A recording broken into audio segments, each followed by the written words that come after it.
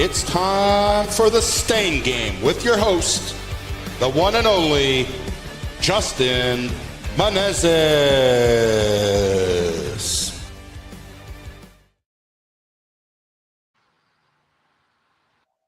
Hey folks, I'm Justin Menezes, and today we have a very special guest with us. We have the one and only Stanton Frank. Stanton, how are you doing? I'm doing great, Justin. Well, it is a pleasure to have you on here. You are a man with so much knowledge when it comes to staining, restoration, especially log cabins. If you haven't been following Stanton, you are missing out. The type of work that you do and the restoration that you do to cabins and decks is amazing. And it is a blessing and a pleasure to have you on and to talk to you about staining. So let's get started with you introducing who you are, what you do, where you're from, and we'll go from there. Yeah, definitely. My name is Stanton Frank. I'm out of Suring, Wisconsin, which is kind of central north Wisconsin. And we focus on wood restoration and especially log cabins. I'm 30 years old. I've been doing staining for about 9 years now. And I just always try to, learn more about staining, what's working, what's not working, what do I see in the field, and always trying to put my knowledge to the test. Awesome. Yeah. What do you, I know when we first met, you were doing a lot of decks and cabins. Are you still primarily doing decks and cabins, or more Yes, cabins than decks? I would say we're doing about 80% log homes now, and then Okay. we're shooting for those big decks, those 1,000 square foot plus decks. Wow. Yeah. Those are monster decks. Big deck energy, huh? Exactly. We carry that big deck energy. There you go. So let's jump into it. When I was messaging you, you had mentioned you wanted to talk about stains. Yep. So what are some of the stains that you're using and finding success with when you're doing cabins? So obviously there's pros and cons to water base and then oil base. Oil base being a little bit more lenient, where let's say a customer goes an extra year without staining for their maintenance coat, that it doesn't really affect a whole lot. It may darken a little bit, but with either a bleach wash or a log wash, you can get it fairly uniform again with a maintenance coat. But those sweet spots for those log cabins with the oil-based stain we've been finding is that 4 to 5 year mark. And if they get a nice light log wash at that 4 to 5 year mark, get a real light maintenance coat of that oil, it's all good for another 4 to 5 years. So when you say log wash, is that a product, or is that a brand, or is that just a term that you guys use? So log wash is a product. It's made by Permachink. We use pretty much the same thing, and it's lumberjack wash. It's out of Tennessee. It doesn't strip any stain by any means, but it's real nice, high soap content. It is able to bring all that pollen, any dirt that's built up on the top part of those logs, and get rid of cobwebs on log homes very easy without affecting. Awesome. Yeah, I'd never heard of it until I saw you. You had posted something a little while back, and it said log wash, and I'm like, well, I wonder if that's just something you threw together, or something you were using from a product from someone else. So that's good to know. The concentrate, you do 1 part of the log wash to 10 parts of water, and it's a very high, soap content. Like I said, nice fact there. Doesn't dry out very easy. What we do is we apply this chemical via X-Jet to the house, then have my guys and me go back, We use a soft scrub brush, just like what we use for staining, just to loosen up any pollen and anything, and then just do a nice rinse off. We don't need to use any pressure for those maintenance coats. Nice, nice. So, what about on decks? What's your process with deck washing and staining? Are you using similar products? So we can use it on decks as well. Um, I'm actually talking to Caleb right now on trying to get something for those maintenance washes similar to log wash. Mm-hmm. I can't remember the active ingredient off the top of my head, but it's pretty similar to sodium precarb. Okay. Very similar, where it kills the organic growth, but it doesn't hurt the stain by any means. Hmm. Yeah, I mean that's a good product because I know like here in Omaha, Lincoln area, if we even a pre-carbonate, sometimes we'll just wipe out anything that's on that deck, even if we have an intention of just not getting much of the color off. It'll Yeah. tend to clean it up pretty good if you're doing a maintenance coat. And so if there's something out there that's a little less harsh on the cleaning process, but still kills the organics, that would be a great product to have. Yep, and the log wash that we use is pH neutral, so it doesn't change the pH at all on the wood. So it's Oh, safe cool. to use on raw wood or stained wood. Well, that's awesome. That is awesome. I know another cheaper option that we use is going to be like a 2% sodium hypochlorite, which is bleach, wash on some of those decks and log homes at times. It just depends on the organic buildup and what we're looking for. Hmm. Well, that's cool. So you said you've been doing this for about 9 years. What brought you into the staining business? So originally I was a handyman. I worked a factory job from about 5:36 till 2 p.m. And I was young, I was broke, and I wanted to, make a little bit more money, live a little bit more comfortable. So, and I was fairly smart at, problem solving things and pretty much doing anything from lawn care, cleaning up garden beds, installing, light fixtures, installing blinds. Mm-hmm. And then one customer asked me, "Hey, can you stain my deck?" And previously, I worked for a hardwood floor refinishing company. That was my first ever blue collar job. Um, and then the summer after that, I painted houses. So I had knowledge of both. Mm-hmm. I know how to stain, I know how to paint. I learned the right ways.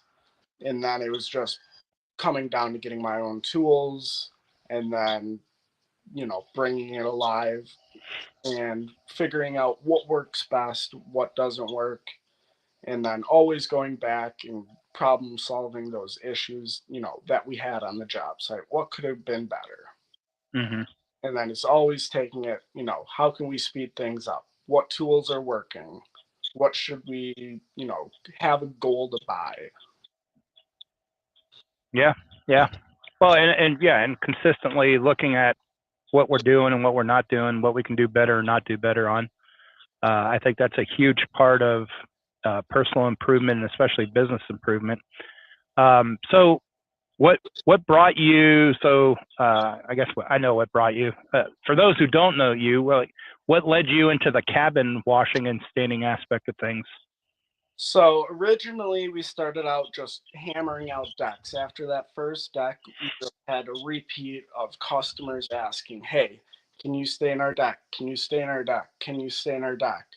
And originally when I first started, Sherwin-Williams was a great product. Everybody knew Sherwin-Williams for carrying great products. And we started staining with, I believe they're water-based, semi-transparent stains that we now know chip, peel, and crack after about a year or two, Mm-hmm. depending, sun exposure and everything. Um, and at that time I was like, something just feels off. Something, or I was getting lap marks on everything, especially if you're staying in direct sunlight. I want to, get the best product for my customers as possible. And at this time, Caleb was super small, just started Stanton University. And the one thing that really attracted me to him was a stain that doesn't chip, peel, and crack on people. And in Wisconsin, the chipping, peeling, and cracking is going to be a huge issue because we have very, very cold nights, and then all of a sudden it gets up to 90 degrees, and we have a 50-degree weather change. And that wood is just moving with that temperature change, especially with those hotter stains in the sun. Yeah. Or darker stains in the sun, I should say. Yeah. Yeah. No, that makes good sense. And so, so are you finding that the oil stain itself is a better fit for your location when it comes to easiness of use, to durability, to customer satisfaction? So the customer satisfaction's been great. This year, I mean, I want to say every project that we worked on this year has pretty much been maintenance coat or a job following over from last year where we didn't have the time and temperatures got too low or it Mm-hmm. was such a big project. Um, for the oil-based stains, it's been working out very good for log cabins. Um, but there is a higher quality product out there. My absolute go-to, absolute favorite stain for a log cabin is going to be Sanson. Mm. Sanson's a water oil hybrid, I believe they call it. It's a different product than everything else on the market. Um, so we'll strip a house down to raw wood, either media blasting it with glass or chemical stripping and then sanding it. Once that's done, we'll apply the first coat of stain and it'll look good for the first 5 minutes and then it'll look really, really light, really blotchy. And it's because the first coat of this stain penetrates super deep like an oil-based stain, similar to like Expert, where it Mm-hmm. drives in and then protects from the inside out. And then we put on a second coat of stain and it kind of gets that shell coating over the top of the logs and you'll get the full color with the second coat of stain. Wow. Then we wrap it up with a very flexible clear coat on the top of it that's actually going to be able to move with that wood when it contracts and expands. Wow. So you're getting two different protections. The Sanson SDF, which is siding, deck, and fence, that's going to be penetrating super deep into the wood, protecting from the inside out. And now you're putting over a clear coat that's going to be able to flex with the wood. And in Wisconsin, we need that flexibility in the wood versus the durability. So products that are going to be more durable are going to be like Sicken stains and then Permachink. Permachink is another, excuse me, very durable product, but it doesn't have that flexibility. So as soon as a check happens, which is a small crack in that wood, it opens up area for moisture to get in, and that moisture gets under the stain and lifts it from inside out. Hmm. Wow. That's important to know and understand. Oh, definitely. So yeah, so when you say there's a lot of movement, is that based on your climate, like just the Wisconsin Yes. weather, the change in temperatures and things like Yes, that? exactly. In spring and fall, that temperature can change 50 to 60 degrees in a given day. Yeah, and that's something that I think a lot of folks don't consider or even understand, I guess. You know, I was talking with a gentleman from Georgia, and he was telling me about an issue that he's running into, and and he's like, you guys deal with that? And I was like, well, our summers are hot. They're super dry. You and I were talking about the weather. It rains 3 in the morning until 7. Then by noon, you go out and that deck will be 9% moisture. It's dry enough to stain, although it rained for 4 hours. But then, our winter here in Nebraska, I think we had a total of 6 inches of snow all year round for the winter.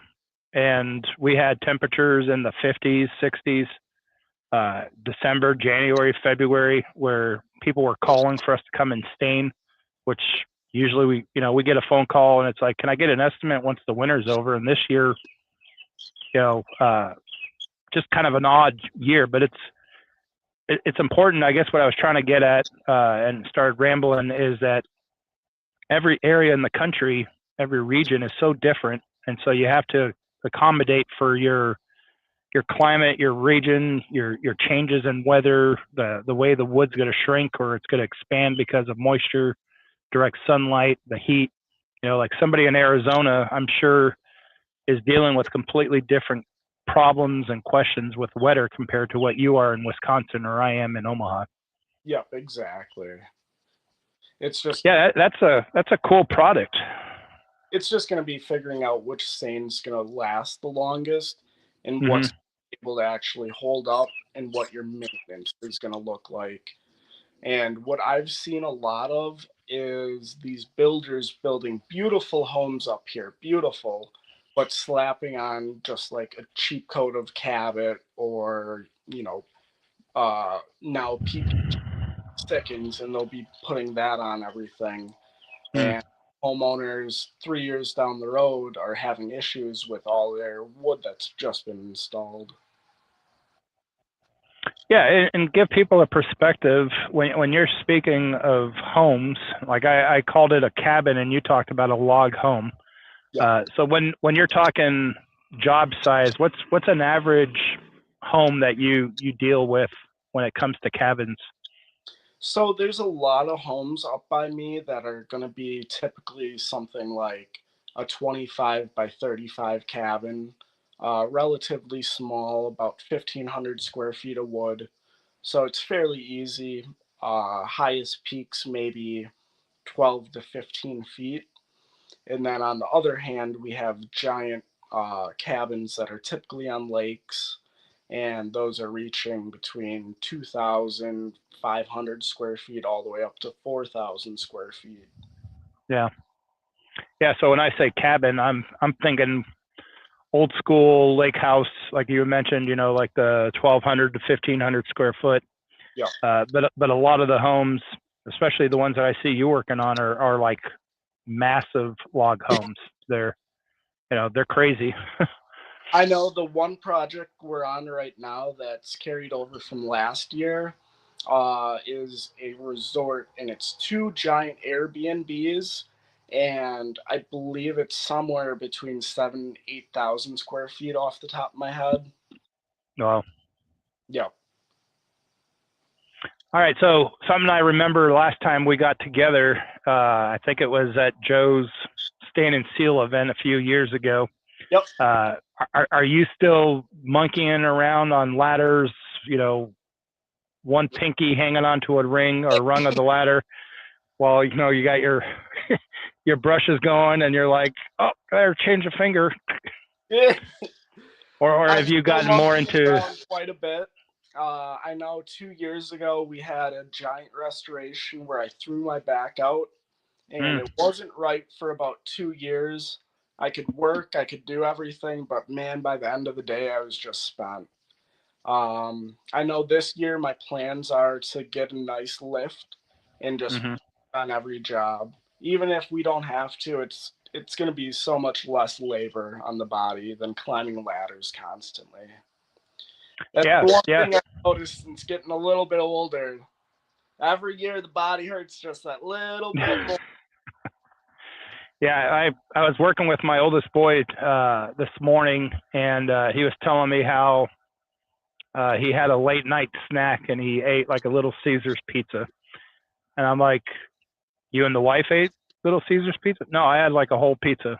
And I'm like, well, you do realize that that's going to come back and haunt you, just like with anything else. As you get older, a whole pizza needs to go down to at least 6 slices. 6 slices goes down to 4. 4 goes down to 2. Either that or you just start like expanding and, become more voluminous. But I mean, that's important to take care of yourself. Oh, definitely. So for the last probably 4 to 5 years, I would say 6 out of 7 days of the week at least, I'm only eating 1 meal a day. Or I'm having a feeding window of like 3 to 4 hours where I only eat. And that's been a big thing, especially with me getting the back injury and everything.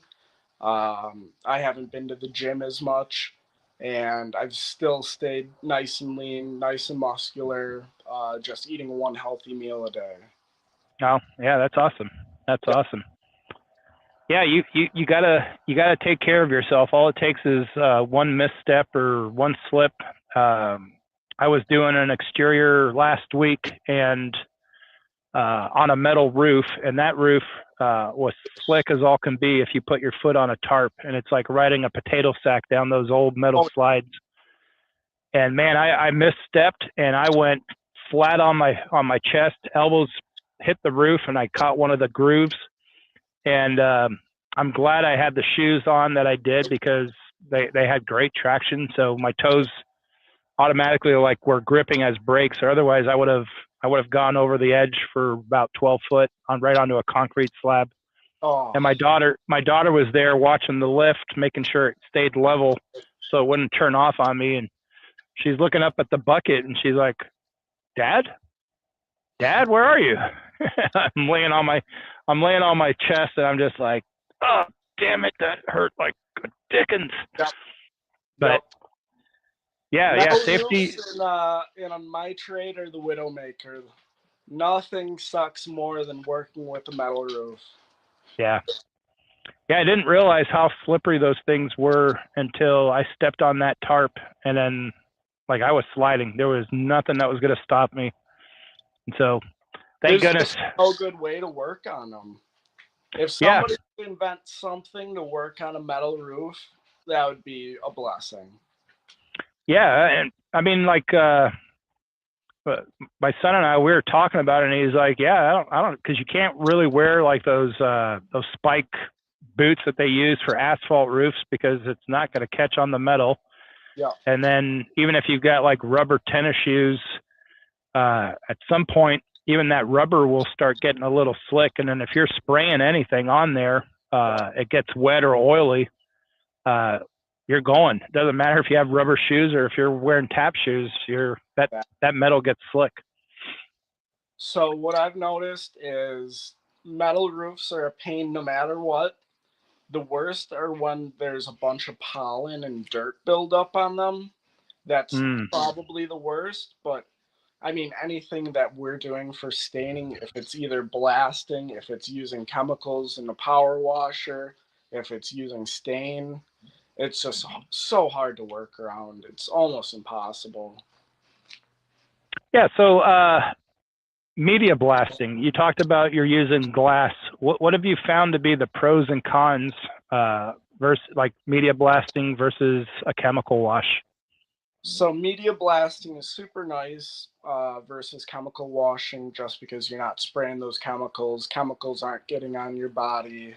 You get a lot cleaner of an outcome with media blasting where you're opening up all those new wood pores, getting down right to solid wood and creating pretty much the best surface that you can for a log cabin for a new stain. There's pretty much 3 or 4 medias you can use, and glass is going to be the best because it cuts the best. You use the least amount of material. It's not an organic material if it's in one of those deep little checks and stays there. unlike walnut shell or corn cob, where corn cob is an organic material. It almost leaves little pinholes everywhere. Mm. So you can definitely tell when a cabin's been blasted with corn cob. And I've seen multiple times where corn has been in those little checks and has caused organic growth from those little checks because it starts to create mold after a while of getting wet. Wow. Uh, Walnut shells is also a bad one because I believe there's been 6 death cases of log home companies using walnut shells on a home, and all of a sudden Aunt Suzanne comes over for the night. Nobody knows that Aunt Suzanne's allergic to nuts, and now there's all this nut dust in the air, and it causes issues with breathing and lungs. Wow. Yeah, I would have never even thought or even considered something like that. The nut allergy. Yep. So Wow, that's crazy.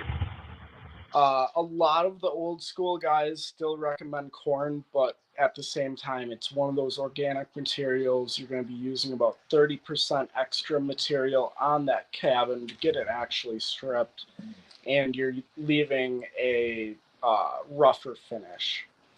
Um, Now, with blasting, some people say you need to sand after blasting, and others don't. With blasting, it creates that blast texture and it's very rough to the hand. But this can be a very beneficial thing at the same time because so much more stain is absorbed. And if you Mm. have more stain, it's going to last longer and give you a longer finish that's not likely to fail. Oh, makes sense. Makes sense. And then you probably are not. So, like, if you have a good blasting team that's working ahead of you, as they're getting done with one side, you could probably blow it clean, do whatever prep needs, and it's ready to go, right, to start stain application instead of Exactly. waiting a couple of days for drying and then doing the prep. Yep, exactly. That's probably the best benefit of it all is right after you're done blasting, because before blasting even starts, we prep all the windows, prep all the doors, prep everything so we can get the blaster real tight to those windows, real tight to everything without causing harm to any metal or anything like a Mm-hmm. window. So it's all prepped and ready to go. Blast it, option to polish or sand it, and then ready for stain right away. Yeah, yeah, and that makes it efficient, especially like you mentioned, if you're using the glass and it goes quicker and it's less cost to you in the long run, and then just being able to just jump right in there and start staining that's got to cut your production time by quite a bit. Yep, exactly. I mean, there's No, that's some awesome. cabins that are the smaller ones, like the 30 by 35 that we talked about, only 15-foot peaks where you all only need a small step ladder. I mean, we can get one of those jobs done in 2 days. Mm. Yeah, that'd be a nice deal, isn't it? 2 days to Yep. get done with a nice job like that. Yep, exactly. And it helps when you have the right guys with you, where you're not constantly chasing their work or they're not constantly, how do I do this? How do I do that? And then you're Oh already man. 30 feet up in the air on the ladder and they're asking for just a simple instruction. So it's nice Yeah. having the right guys with you as well. Yeah, yeah. So let's talk about crews and hiring. What have you found to be successful for you in finding those right guys? What are some things that you've learned over the years in trying to get the right people? So I always want quality versus quantity. I just want to live comfortable. I don't want to have 5 different crews to take care of or anything. I want just a one solid crew or 2 solid crews. That's all I need. And we can stay more than busy. But as soon as you find the right guys, pay them right, treat them with respect, and they'll give you the world. Yeah. Well, and there's a lot to be said about that because, as you mentioned, you started off doing various different jobs, and we've all been on that other side of receiving a paycheck and being paid by somebody else. And some of the best employers I had were not. I guess they weren't the best paying individuals, but overall they were the best bosses because they respected. They they they respected who I was and what I brought to them as a business. That Yeah. they paid me what was fair and I guess affordable for them, but then also treated me right. You know, they understood when there was a family emergency or there was time that, hey, something came up, wife's car broke down, my car broke down, whatever, and they're not breathing down your back or treating you, like you're a kid or you're, worthless, but instead like, hey, are you okay? I had a guy who probably paid me a couple of bucks less than I was probably worth. But when we ran into a hardship with a vehicle, with no questions asked, he called the dealership or the repair shop that we were at, and he paid for our repair. Oh, really? Yeah, didn't even ask, didn't even say he was going to do it. He just took it upon himself to do it. And then when I went to go pay, they're like, "Yeah, it's already been taken care of." And Wow. he didn't want them to tell me or my wife who had done it. They, we're paying for it. Just let them know it's taken care of. Don't tell them who did it and stuff. And I can be kind of an a-hole sometimes, and try to force you to tell me what it was. And I finally got the guy to tell me, it was Aaron. It was Aaron. Yeah. Well, which Aaron? I know a bunch of Aarons, and he's like, I don't know, his name's Aaron. And he said, don't tell you. But it gave me a greater respect and appreciation for who he was, because the couple of bucks he could have paid me more would have never exceeded that amount that he paid in that gesture of taking care of us when we most needed it. Of course. And I feel like I'm the same way. Like, if all of a sudden one of my workers needs, a couple $100 and wants it taken out of his next check, I know he's a hard worker. I know he's going to show up. I know he doesn't give excuses. And I'll do that for him anytime. Yeah. Because I always treat them like family, always treat them with respect. I've had one guy with me now 6 years, and he's never seen me upset, never seen me yelling. Always treated everybody with respect, and it goes a long ways. Well, I feel like from what I've gotten to know about you, you'd be kind of a hard person to like piss off. You just seem like a mellow, down to earth, chill person. Every time we've met up somewhere, I would have never like pictured you or described you as like, you don't want to piss that dude off. He'll murder you. Because you're always kind of like a cool cat. Oh yeah, easy going, low key. It takes a lot to piss me off. It has to be for a good reason. Yeah. Well, I don't want to be pissed off. I don't think anyone wants that. Yeah. Don't piss Stanton off. Just keep him happy. It takes all right, so let's to piss me off, but no, yeah. I live life, very nicely. I live in the Northwoods of Wisconsin. Wildlife is great. I mean, last week we saw a black bear going to the job site. Probably a 400, 500-pound black bear just crossing the road. That's cool. That'd be cool. Pretty much every job site we're on is usually on a lake or a river or a dead-end road where you'd never expect a cabin, so it's nice and peaceful. I mean, I don't even see probably 75% of my customers ever face-to-face. No.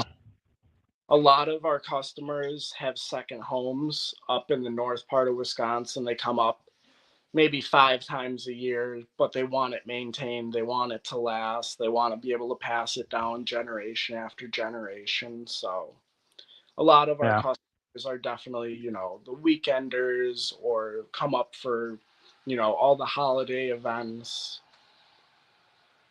Oh, that's a sweet place. It sounds like an amazing place. Yeah, we've got a lake down here that's like 10 minutes away, Beaver Lake. And when we go down there, it's just quiet. It's, you know, the scenery behind you, you know, like as you're standing at a dock and it's like you look down and you see, you know, the bluegill, you see some bass flipping around, jumping around, the water's clear, and it's just like, man, this is like paradise. And then I have you like tell me about the places you're going to, and I'm like, no, that sounds more like paradise. Yeah. You know, I don't know what I'd do. Seems like a paradise to us. Yeah, I don't know what I'd do if I saw a black bear just show up. I still remember. Cool. I don't know if you remember or not. When Stanton University just became a thing, and I think there was maybe 1,000 people in the group. Michael Martinez posted a video of a black bear drinking that honey stain. Yeah. There was like what was it, like 2 or 3 little bears, but he caught one like with the bear, its head in the bucket, and it happened to be honey stain. I remember that. It's just too funny. Well, and just the irony, right? That, you know, we've all probably grown, well, I shouldn't say all of us, the older folks, at least 20, 30 years old or older, all remember Winnie the Pooh and, you know, the whole fascination he had for honey. And then to see a fellow stainer out there working and then seeing an actual bear with his head in the bucket and it's a honey stain bucket, you know, it's just like, you couldn't, AI can make that today, but, you know, back then it was pretty incredible. Dakota, stop. Go lay down. Sorry, my dog's just playing with one of the balls. Oh, no, you're fine. You're fine. So let's see. What else do we want to talk about before we end our show? Oh, you said you had a cabin coming up soon. Yeah. So we're going to Arkansas, or I'm going to be going to Arkansas probably with a couple of people. Village Lakes, Arkansas, or Lake Village, Arkansas. It's it's a visitor center that the state of Arkansas runs, and I guess they have a bunch of them throughout Arkansas. And my wife went down to Mississippi to run a marathon or run a race or something like that, and we stopped in to use the restroom, to just stop, change places from drivers. And I'm looking at this thing and I'm like, man, this thing needs to be washed. It needs to be cleaned and stained. And I start walking around. I start taking pictures. Then I go inside and I go up to the receptionist guy and, you know, like, hey, who would I contact about washing and staining this? And he's like, I don't know, but I can give you my boss's number and you can ask him. And so that's what I did. I contacted this person led me to this person. And finally, I got a hold of Drew. I can't remember his last name. And he's like an engineer for the state. And he deals with all the restoration projects, whether it's wood restoration, painting, whatever it might be. And he told me what they were looking for. And I was like, well, I'll do it. Like, he's like, well, how much? And I'm like, well, okay, well, that's where it's going to take a little time to do some research. Yeah. And so they gave me their specifics or their criteria of what they want done. They want just, what was it? They don't want it stripped, but they don't want it oversaturated with water. Because I guess they had a previous company years ago that just soaked the crap out of it and got interior damage. Yeah. Because they just used way too much water. Then they had an electrical fire. I guess water got into some of the breakers or the circuits out there for the plugins. So he gave me specifics. You know, we want it washed, but we don't want it like just soaking wet water accumulating everywhere. And then I guess there's a drainage issue with water just pooling. But anyways, so he gave me all the details of what they want: whitewash, sand, and then recoat with an oil stain. And he gave me some measurements, and I went through the pictures that I had and gave him a bid. And now we're scheduled to go in October sometime. October, November to go do the restoration of it. And then depending on how that goes, he'll open it up to other projects if it, turns out the way he thinks it will. Perfect. So I've noticed that as well on some of those older cabins with the true chinking. Yeah. You can obviously tell that you're going to get water leaking into the cabin because the chinking needs touched up and updated, especially with old mortar chinking. So I'll always say, we have one issue that we have to deal with, and we can deal with it two ways. We can wash the cabin, but we're going to need somebody inside watching all the walls and making sure all that water that's being forced, because we use a little bit of pressure, is getting cleaned at the same time. And I'll say, if we're going to be going that route, the better route would be to sandblast it. You're going to have to deal with the dust getting inside, but you're not going to have, the watermarks going down all the logs, especially if somebody's not there cleaning the walls as you're going. So that's another option that I've found beneficial to sandblasting versus washing, especially when you're home. So what do you think about instead of like light wash for cobwebs, like a log wash type treatment where you're just giving it a clean wash, and then sanding and then staining? Do you think that's an option, or is that just too tedious? So you can definitely go that option route, but let's say the stain's getting real dark on one side, or the south side, you're running into a lot of oxidation, a lot of blotchiness, so on and so forth. The best method will always be to media blast. Okay. So what I always tell customers, if they have a previous stain on the home, we have three options we can really do. We can do a light wash and get all the cobwebs, all the dirt, everything off the home. We're not going to be stripping anything down and going over the top with the same product. It's a good option, but it can lead to blotchiness. It can lead to premature failures, depending on how that stain is currently.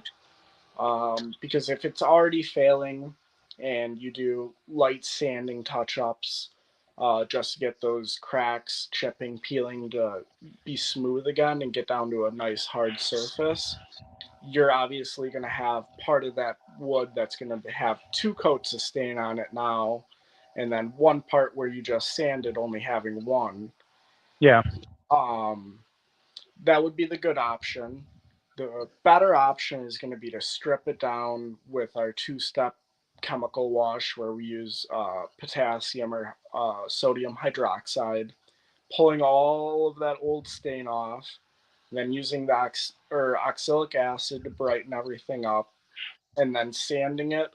But now we have a week that we have to wait to make sure everything's nice and dried out. Yep.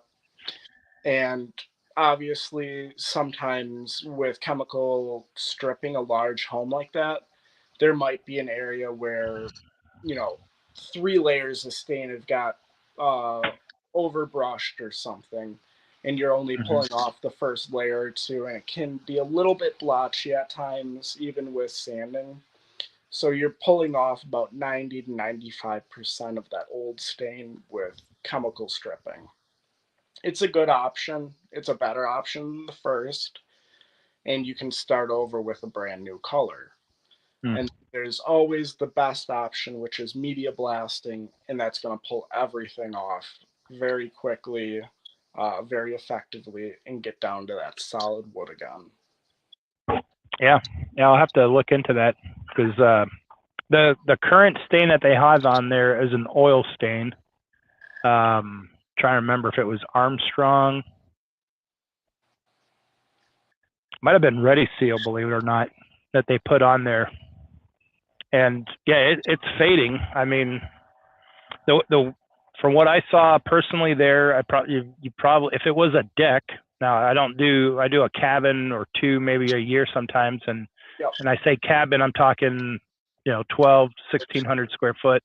Yep. But yeah, I looked at the worst area, the most covered area, and I'm sitting there rubbing on it, and it's coming down like completely off, and I was just like, man, you could probably do a metasilicate, pre-wet metasilicate wash with a J-Rod, rinse, auxilic rinse, Yep. and it's probably going to clean right up. And they want the same color on there, which is similar to chestnut, whatever Ready Seal's chestnut look is.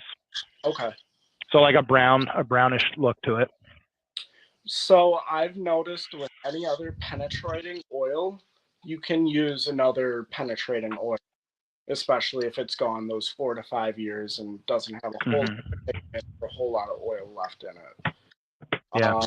I know 2 years ago we had a Reimar house where we just did a light log wash on, and then we went right back over with Expert, and it was completely uniform. It might be Reimar then, because when he said it rung like a stain that I remember, but it wasn't like like a heavily commonly used stain around here. And I was like thinking to myself, I'm like, Reimar. But as soon as you said it, yeah, I think it's Reimar. Yeah. And it was what was it? I don't remember what it was, like a bison brown or. Anyways, I know it's brown, and he looked at Expert Stain and Seal and their colors, and then I talked to Caleb, and he's like, I'd go with the log and timber, because then you're having a better oil, better product to put on there. And I think he even mentioned there was a good brown stain that would be very similar to that look. Yeah, the bison brown. That would be a good. That color's so nice. Oh yeah, I love the bison brown look. I've used it, I want to say, only twice in the 5 years that log and timber oil have been out, but it's a great color. Yeah, I'll have to look into that, because I know he was like thinking chestnut, and I'm like, well, all right, well, you're the engineer. I'm just the guy that's going to do what you approve. Yeah. Because at the end of the day, once it's done, I want it to look picture worthy, and have it looked by others and sit there and go, hey, we want him to do this one, this one, this one, and this one. And then have me being able to say, yeah, that's not for me. Or, yeah, let's go ahead and we'll do another one. We'll keep the winter busy doing Arkansas cabins. Yeah. Call me down anytime. Yeah. Well, the next one, I'll just send it. Like, I'll send you the information, and you can sit there and go, man, you're way underbidding this, or you're out of your league, or, because there's jobs that there's one job I was talking to Walt Dennis about today that the city wanted us to do, and I absolutely shut them down. And it was like an $80,000 job, but I didn't want my name on that job, because I know it was just going to be a headache. 100. It's a huge boardwalk that they have, like an outdoor boardwalk / kids park, all IP wood everywhere. I think he said it's like 100 and something thousand square feet of IPE wood, and they have an average of 100,000+ people walking on it, riding their e-bikes, scooters, rollerblading, all kinds of stuff. And I gave them a bid, and I was like, here's your bid to do the initial prep, wash, and stain, and here's your follow-up maintenance plan. And he's like, what do you mean you're going to do this quarterly? And I'm like, well, when you have that many people walking, running, that much traffic, this is not going to last more than, I told him, like 3 to 6 months. You're going to be looking at having to do this. And they thought I was nuts. What happened to your 1 year warranty? I'm like, I'm not warrantying this for a year, because it's going to look like crap in 3 months. Yeah. And so they're like, well, we still want you to do it. I'm like, no, I'm rescinding my estimate. I don't want anything to do with this job, because it's just going to be a nightmare. A lot of people just have that mentality of stain it once and it's good forever. They don't think of the maintenance. Yeah. So let's talk about that a little bit. Our final topic. Okay. So I posted today on Facebook. I don't know if you saw it or not. Yeah, talking about on it. yeah, some stain failure that happened after just months of staining it. And I want to, I guess when I put it out there, I didn't preface it by saying, hey, I'm not here to bash Expert Stain and Seal. I'm not here to bash if the formula is changed or it's not. I'm asking an honest question of this has happened. It's happened more than once for us, where it used to happen a lot last year with cedar, and we stopped pushing cedar because it was failing after just months of, yes, there's some direct sunlight in some cases. Other times there's no sunlight besides the, 3 or 4 hours in the morning. And so we just conscientiously in-house said, let's go stop pushing cedar and push pecan. It's a semi-transparent, supposed to be a little bit more durable, better lasting as far as our climate, our region. And but we found that we're having quite a few jobs that, with pecan specifically, that they're just not lasting. And when I say a year, I'm talking about the specific job that I posted about. We stained in September of last year, and we did have a dry fall. We had a very dry summer. It does get cold.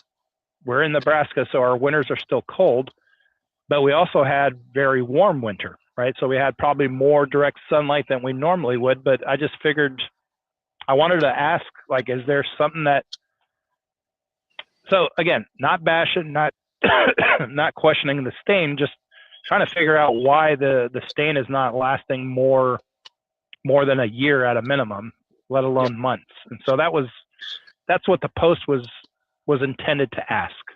Yeah. So I know in 2022, I had a similar failure like that, but we stained it, took pictures, everything looked normal, everything looked good. It definitely absorbed it a little bit more. And the next week, she said the stain disappeared. And I went, what do you mean by that? Went back, all the verticals were fine still, but all the flats, it looked like we didn't put any stain at all. Went back, just put another coat over the top. Everything was fine. And she just called us back this year to do maintenance on it. And we used log wash just because we had a ton on hand and it goes very far ways. So we wash it with log wash. And what I noticed with staining it is no matter how much stain we applied, it just absorbed. And I mean, I could put a big pool on the deck and it would just all absorb and look just one color, no matter how much I put on. So I'm not too sure if it's the type of the wood, if it's because it's right next to Lake Michigan, which is a great lake. I don't know if it's because it's in the sun 24 hours, or not 24 hours, but all the way from morning till night. So it could be a lot of different things. Yeah. So, I mean, it's been pecan color for me that's been giving me any issues. Yeah, we went out there today. I haven't had time to post anything. We went out there today. We lightly sanded the flats because that's where the stain just disappeared, and we recoated it. And it looks, the guy's like super happy.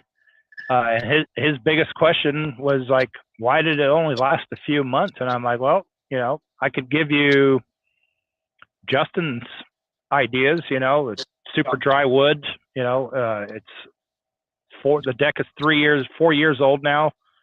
A lot of times wood just absorbs stain differently on some decks compared to others. I told them there's decks that we stain that brand new that, we're lucky to use 1.5 gallons of stain, but we tell customers, we need to come back and do a maintenance coat because it is a new deck and it's not going to absorb that stain as well. And then there are other decks where, like in his case, I just think his wood is super thirsty. Yeah. In those cases, I feel like semi-solids with the extra pigment definitely help those decks. You don't notice it nearly as much. Yeah. But it's super strange on those newer decks where it just keeps absorbing and absorbing. Because some Yeah. decks get all the way up to like 250 square foot per gallon, and then others you're not even getting 100 square feet. Yeah. Yeah. See, so I don't know how it is in your area here in Omaha, Lincoln. If you stay in a pressure treated deck, you're going to use at a minimum 30% more product than you would if it was a cedar deck. Yeah. And it doesn't matter if it's a new pressure treated pine, if it's older. It's just that pressure treated here just sucks stain up like it's a dry sponge. Yeah. And then cedar. A lot too with a lot of those green treated or pressure treated decks. Mm-hmm. It absorbs so much in some areas, and then other areas it doesn't absorb very much at all. Yeah. It was just an interesting, just wanted input from folks if they've had similar issues or if they were having, similar problems, what they found worked and didn't work. And, that was the intent of the post. Yeah. Is ask questions. Exactly. You're never going to learn unless you ask questions. Yeah. I had Walt called me on it. He's like, I never thought anything failed with you because every time I see your posts, they always look nice. And I'm like, no, we deal with issues too. Yeah. And so he's like, well, if more people understand that, Stanton deals with an issue, Justin deals with an issue, then they understand that, we're all dealing with some similar things. Yeah. That, not everything is perfect with making all things new. And, Northwoods, we also have issues that happen and recoats and maintenances that don't always go well. Yep, exactly. Well, our time is up. My lovely wife is looking at me saying she's not doing the gesture, but I can see in her smile that it's time to call it quits. You're about an hour. So anything you want to leave the show with, your last comments, parting words? Just keep getting better. That's it. Always try to get 1% better every day. Try to learn something new. Try to push, the unknowns, and don't stay in that comfort zone. Those are great words of wisdom. Great words of wisdom. Well, Stanton, thank you so much. Those who are watching, listening, doing whatever, follow the show. Give us a like. Let us know if you want to come on. We're always open to having new guests on. I apologize for being away for 3 or 4 months. My account got closed and just thought, well, I'll give this another shot. We'll reopen a new account and get back into the game of trying to talk to folks in the industry. And who better than to start off with the man himself, Stanton Frank. So thank you for coming on. And I definitely will be reaching out to you more about that cabin. I'll send you some pictures and give you a visual of what I'm looking at and take your advice with great respect. So thank you for coming on. Thank you all for listening and watching. And that's it for today. Perfect. Have a good one. Thank you.